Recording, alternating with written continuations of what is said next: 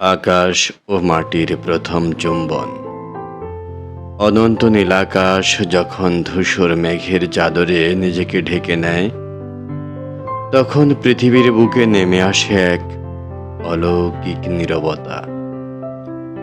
চাতকের প্রতীক্ষার অবসান ঘটিয়ে যখন প্রথম জলবিন্দু শুষ্ক ধূলিকণাকে স্পর্শ করে, তখন যে সুবাস চারিদিকে ছড়িয়ে পড়ে তা কোনো সুগন্ধি দিয়ে পরিমাপ করা যায় না। এই তো বৃষ্টি, প্রকৃতির এক আদিম, শাশ্বত ও মায়াবী রূপ। বাংলার ষড়ঋতুর নাট্যমঞ্চে বর্ষা কোনো সাধারণ ঋতু নয়, সে এক পরম সমাদৃত সম্রাজ্ঞী, যার আগমনে বৃক্ষলতা থেকে শুরু করে মানুষের মনন পর্যন্ত এক অদ্ভুত রূপান্তর ঘটে। এই রূপান্তরের নামই বৃষ্টিবিলাস। এটি কেবল জলবিন্দুর পতন নয়, বরং প্রকৃতির ক্যানভাসে আঁকা এক দীর্ঘ মনস্তাত্ত্বিক কবিতা।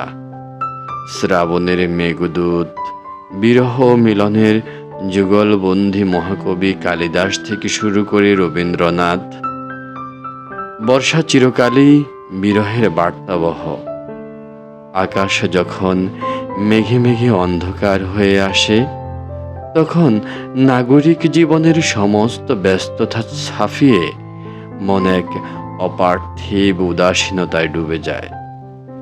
জানালার কাছে যখন বৃষ্টির ফোঁটারা অবিরাম নকশা তৈরি করে, তখন স্মৃতির সিন্ধুকে নিজে থেকেই খুলে যায় অনেক স্মৃতির ফলক।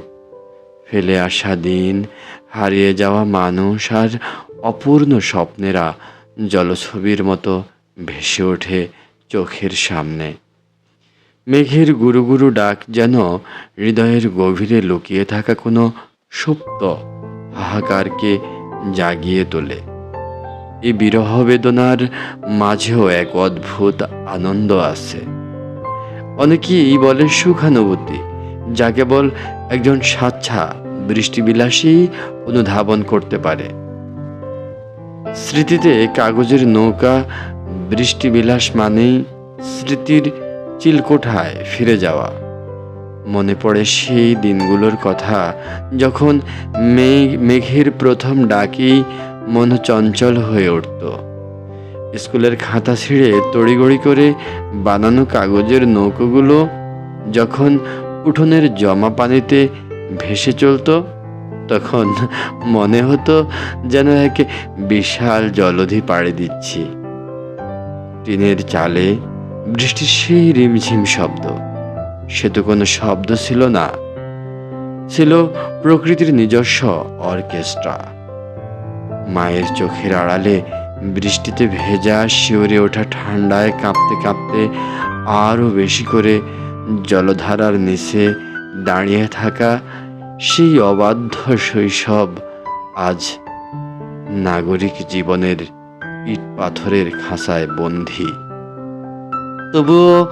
তবুও আজ যখন বহুতল ভবনের বারান্দায় দাঁড়িয়ে বৃষ্টির সুবাস পাই, মনটা মুহূর্তে ছুটে যায় সেই সোদামাটির গ্রামে, সোদামাটির গন্ধে।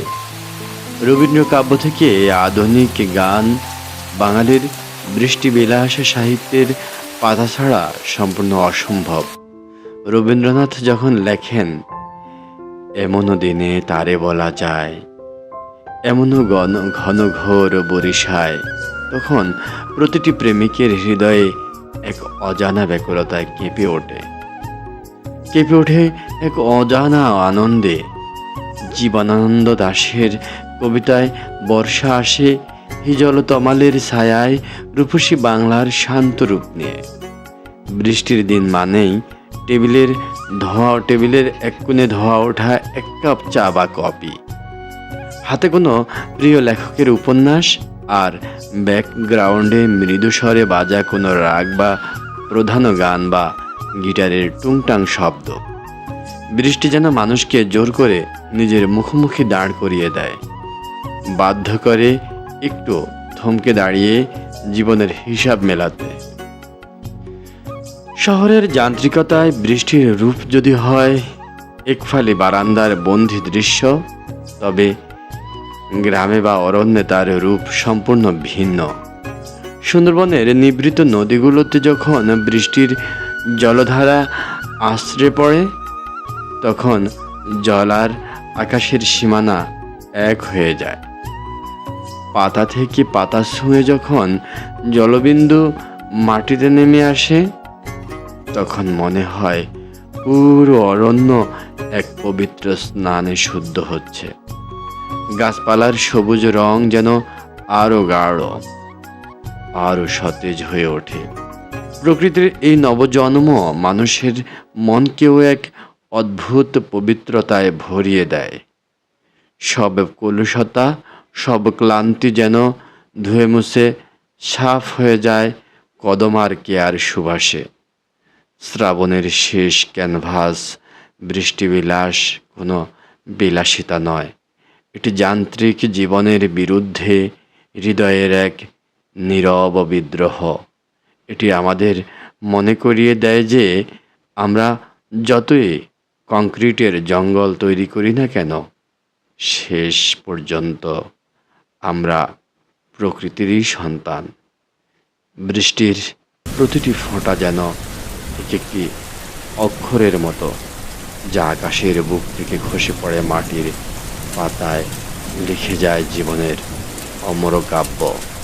শ্রাবণের এই অবিরাম ধারায় আমাদের সমস্ত বিষাদ ধুয়ে যাক, মন মেতে উঠুক প্রকৃতির এই